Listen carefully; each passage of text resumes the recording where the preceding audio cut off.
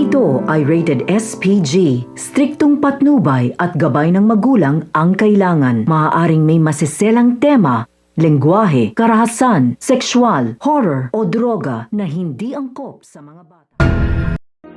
Matapos nga na magkaharap na naman nga itong si Rocky Boy at itong si Miguelito dahil na nga rin sa pag-aagawan nga nila ng babae ay bugbog sarado si Rocky Boy dahil na nga rin sa ipinag-utos ni Miguelito dito nga kala Jason na bugbugin na nga ito at iligpit na nga si Rocky Boy upang mawala na nga ito sa kanyang landas.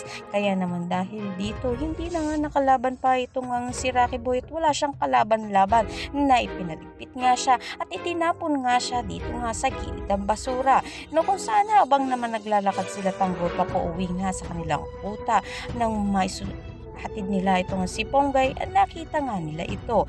Dito nga ay agad nga nilang tinulungan ang isang lalaki na kung saan hindi nakilanin nito ni Tanggol. Dito nga dinala nga nila ito sa safe na lugar at tinanunghan ni Tanggol kung anong pangalan. Ngunit hindi nga sinabi nito ni Rocky Boy ang tunay na pangalan nga niya upang hindi siya makilala ni Tanggol. At nang matulungan nga niya at makilala nito ni Rocky Boy si Tanggol, ito na nga raw ang tamang pagkakataon nga niya upang makipaghiganti nga sa ginawa nga nitong pambubugbog dati sa kanya. Kaya naman pakatutukan nga natin dito kung paano nga ba matutuklasan nga nito ni Tanggol na ito nga si Rocky Boy ang kanilang tinulungan na kung saan niya ang nakainkwento nga niya dati. Yan lahat ng ginawa natin. Maraming salamat sa inyong panood.